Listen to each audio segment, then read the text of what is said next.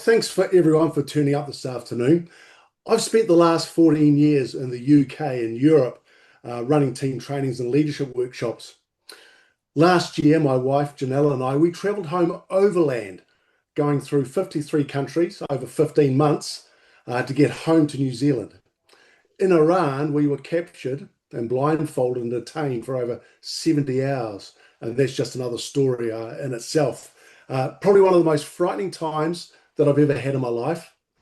And I've got to say that I felt my God sitting on our shoulder as we went through that incredible time. And while it was scary, I had a belief that we'd be able to get out of the other end. I learned four key leadership lessons that came out of that has just added to what I do within the leadership and high performance team as well.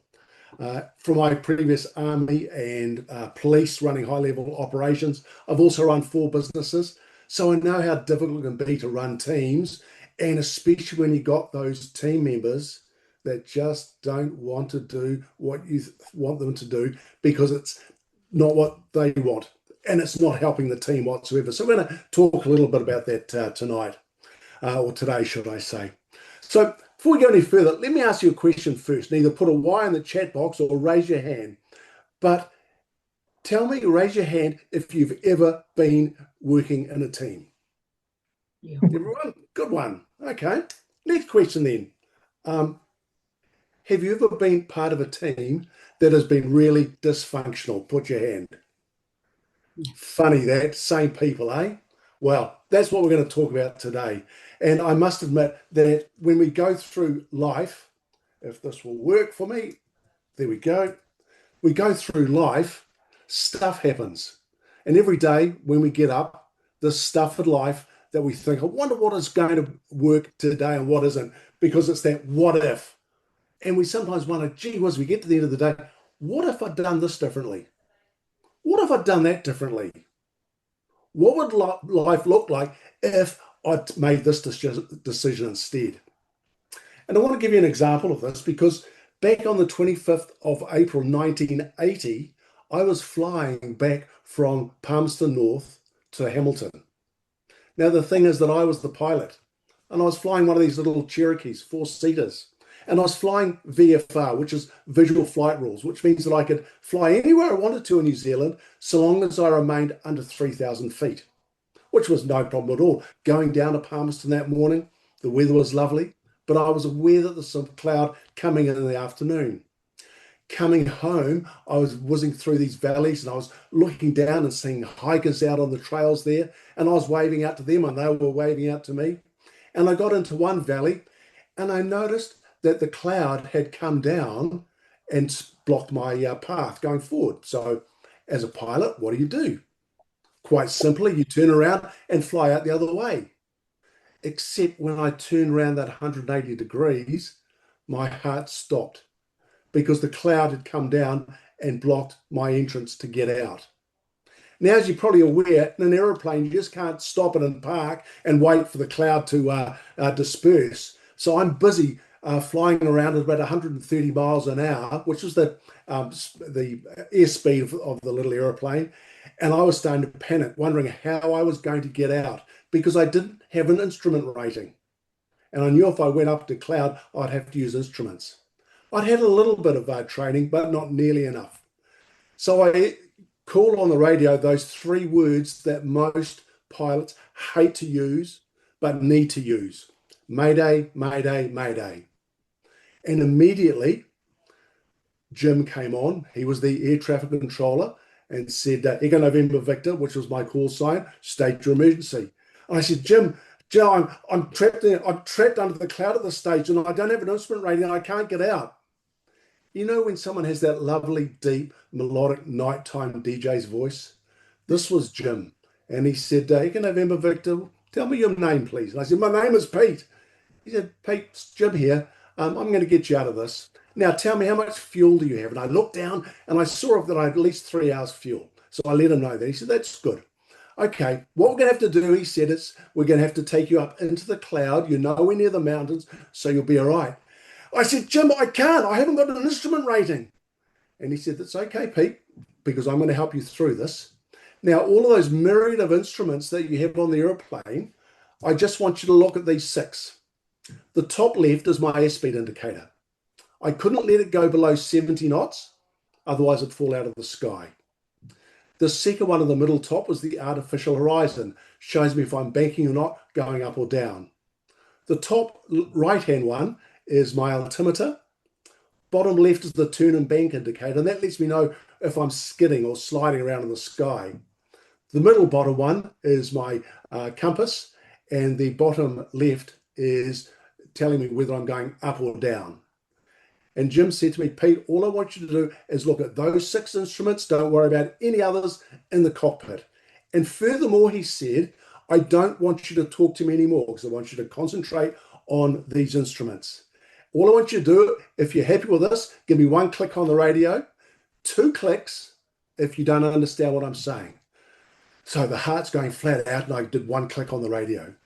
And he said, when you're ready, Pete, what I want you to do is pull the nose of the aircraft up and put your the RPMs up to 27 RPMs, 2700, and bring your airspeed back to 70 knots and climb up into the clouds.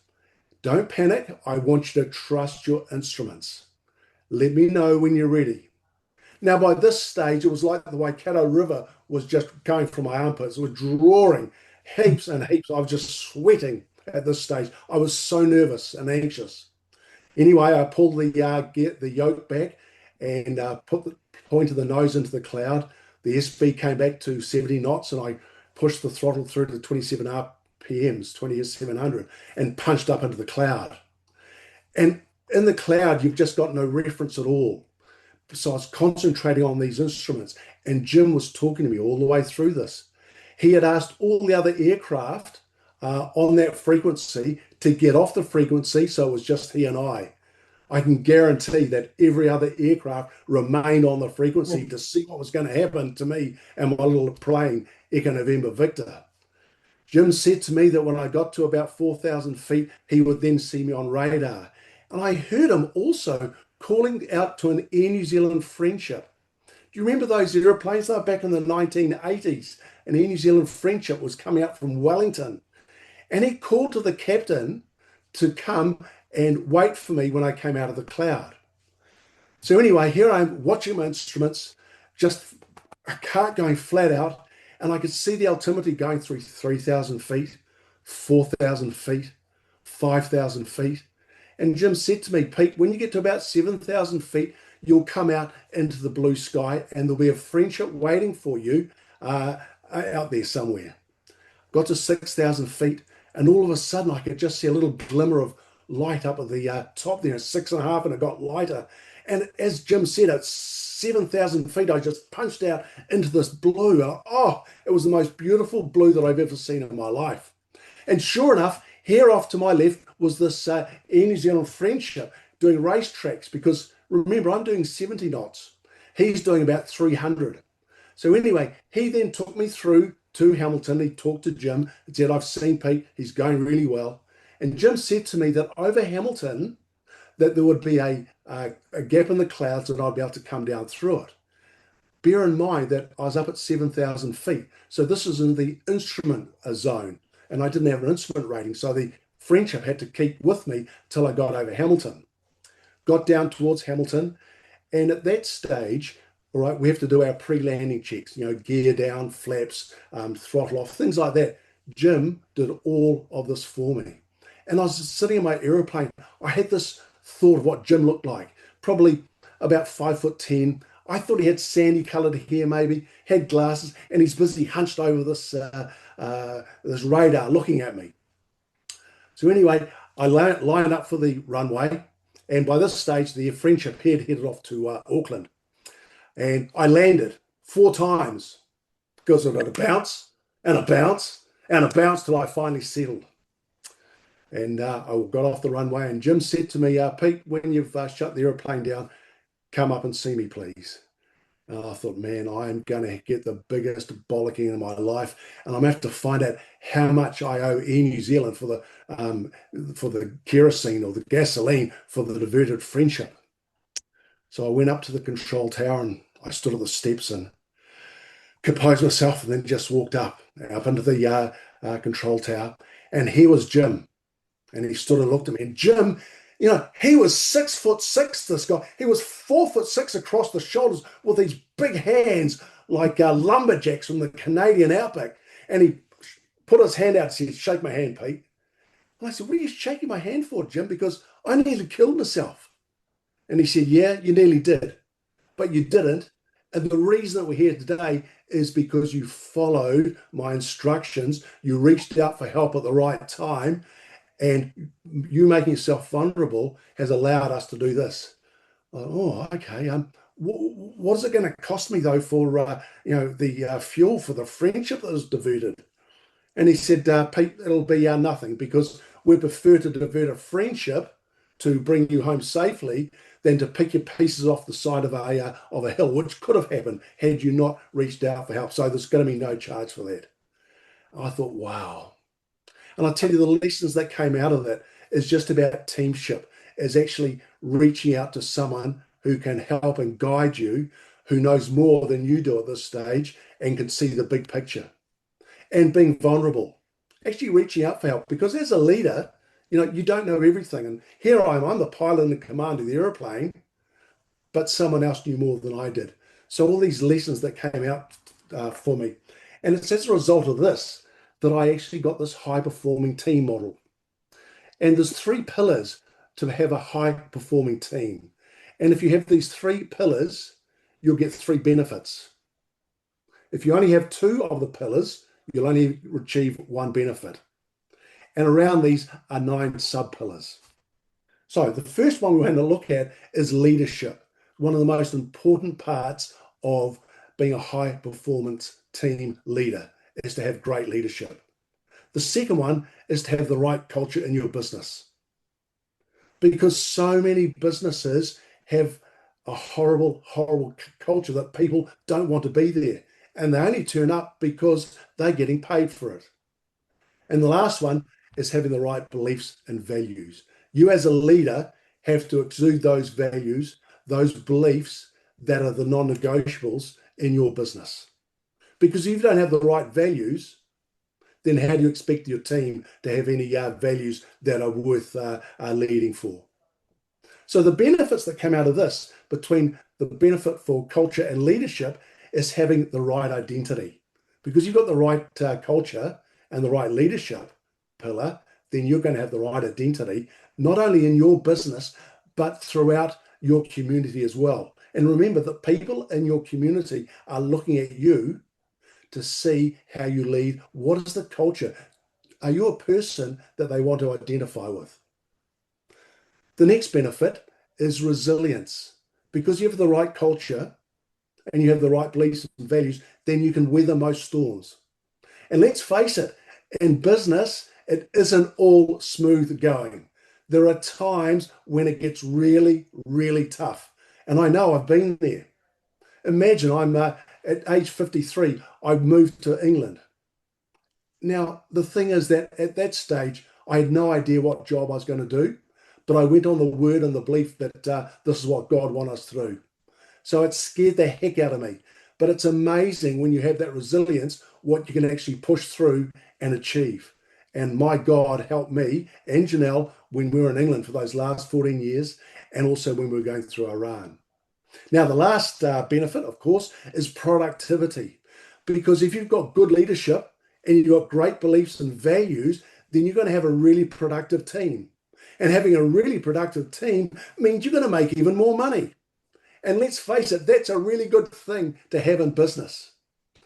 And if people ever say to me, "Oh, no, it's not about the money," I actually have to ask them the question, well, if it's not about the money, are you prepared to do this for free? Of course you're not. You want to make money in the business, because when you can make money, of course, then you can give that money to whatever you choose to do, whether it be to tithe, whether it be into the community, whether it be for your family, for your workers. You have the choices. Without money, you don't have choices. So when we have those 3 pillars and those 3 benefits, we get engagement. And when we have engagement, we're getting more profit out of our staff and our colleagues as well. So around this, we also look at the sub-pillars that help us to achieve the right leadership, the right culture, and the right beliefs and values. And the first one is a great leader has to have vision, the vision of where they are taking the company to so they can bring their team along. Because if you don't have a vision, what are your staff turning up to business for? It's only the paycheck. When you have a vision and your staff are excited about it, they will actually come to work and do more than what is required because they're excited about you, what you are doing, and giving them as a leader. And leaders must have personal awareness around them, because when you surround yourself with the right people and you are personally aware of how you can make or break those people, it's part of your leadership awareness. So personal awareness about what you're doing to build the culture of the business and the value that you hold yourself is paramount. And having the right self-belief. Now, the thing is, in business, as I said, it doesn't always go right. And during those times, we've seen it in COVID. We saw it during the 2008 with the financial crisis.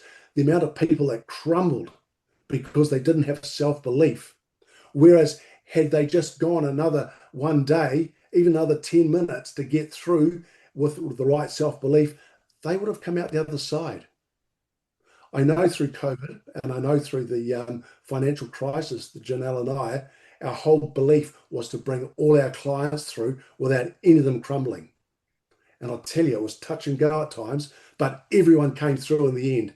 And they built the resilience knowing that I've got through this time, so I'll be able to get through next time as well.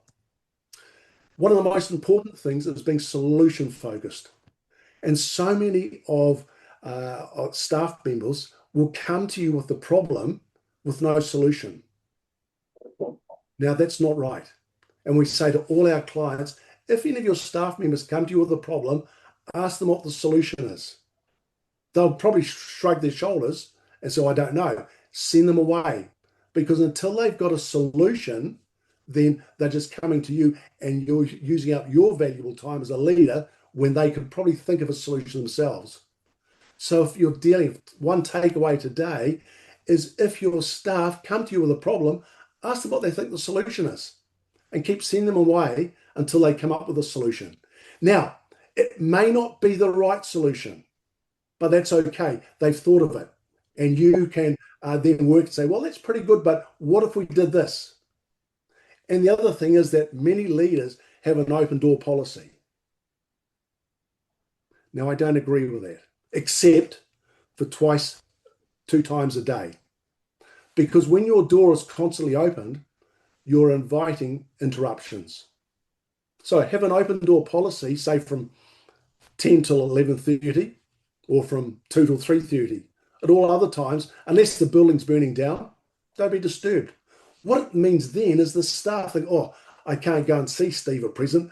Oh, I wonder if I did this.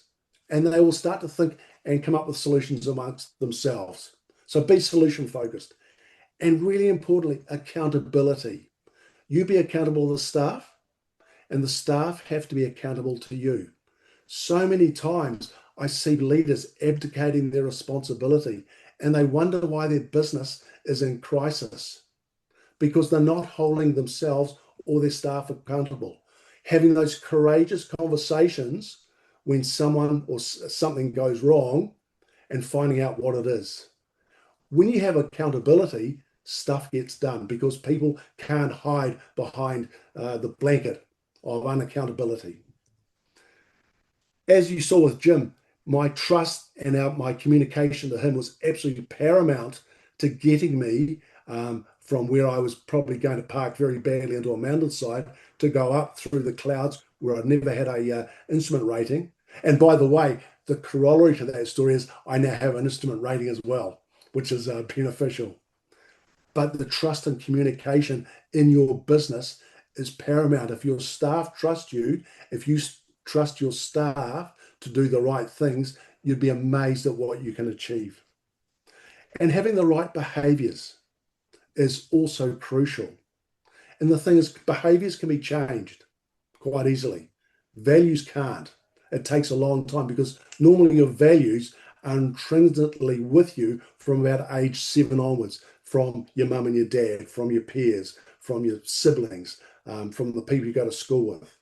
Behaviors, though, you can change. And if people aren't exhibiting the right behaviors, then that's when you've got to pull them aside and have that courageous conversation. Say, these are the behaviors that we expect in this business because these are the values that we extol. These are the beliefs that we have.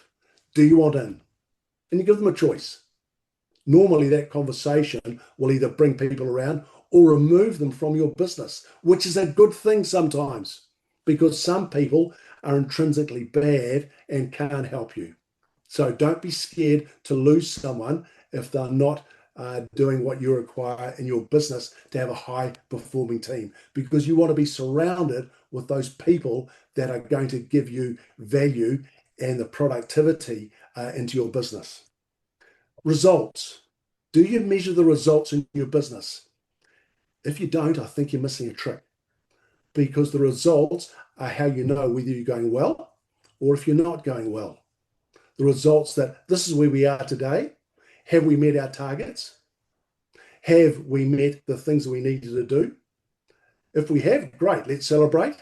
If not, what is it that we've missed on? How come the results aren't what we expected? Is it something within the business that we need to understand? As a leader, look at yourself. Is there something that I should have done that I haven't done? Then potentially look at the staff. Is there something that I'm not doing to help my staff to get the results we desire? And a group discussion on this, where everyone has input, is really, really important. And this is one thing that I learned in my time in the army. All right, when we had some leadership conferences, I'd actually bring in the squad, say, listen, guys, this is what we need to do to achieve this result, to take this hill. What do you think we could do? And it's amazing how often the troopies would come up with those little nugget. You think, man, I hadn't thought of that. And taking that through into the police, I had the same thing when I was running some really high-level operations. By bringing the staff in, it's amazing what they can think up that you may not have thought of. Put that into the mix, and the results that come out are absolutely fabulous. And then the very last one is, do you as a leader have the skills and abilities to lead your staff? If you don't, then get some training. Do your staff have the skills and abilities to do what you require them to do in the business? If they don't, then give them the training that they need. It maybe you can deliver it, or maybe you need to go outside to do that. But if your staff don't have the skills and abilities, then don't hamper them, get it, because it will be a real investment in your time and in yourself. So that's the model that I now use to help leaders have a high-performing team. So what I've done is I've sent Chris a copy of this. So it's pretty much what I've just shown you, but you can actually work yourself to decide, in my culture, on a rating of 1 to 4, how solution-focused am I? How accountable am I? Do I have great trust and open communication? And the really important thing is that be honest with yourself. Where are you on that scale? Because no one else needs to know at this stage. But if you fudge this, then you're actually dismissing yourself, because by looking in the mirror, if you please that person, then that's great. But if the person looking back at you isn't the person that you actually like, you need to change that. And the same with beliefs and values. What are the behaviors that you require in the business? Are the results what you require? Are you achieving them? Is there the skills and abilities to do what needs to happen in the business to be even better than you were last week, last month, last year? And leadership. How's your self-belief? Do you actually have that imposter syndrome? If so, get rid of it. Do you have the personal awareness so you know what needs to happen in the business so you can be an even better leader? And do your staff know the vision and values? Like if I came into your business and said to one of your staff, tell me, what's Christine's or what's Hillary's or what's Jaian's vision for the business? Would they be able to say to me straight off, blurt it out? Or they go, I really don't know.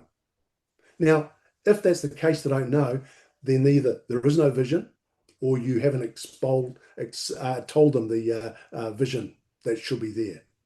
So ensure the business has a vision. So you can either do it that, or I've sent Chris this one as well. You can actually put this in and make it red, amber, or green as to where you think you are, which then means that you can go ahead and understand where you need to grow your high-performing team. And let's face it, you won't have everything green to start with. Today, it's just a snapshot. This is where you are. Where do I need to get to? And it's not right or wrong where you are at present. It is where you are, but what needs to improve. And that's it.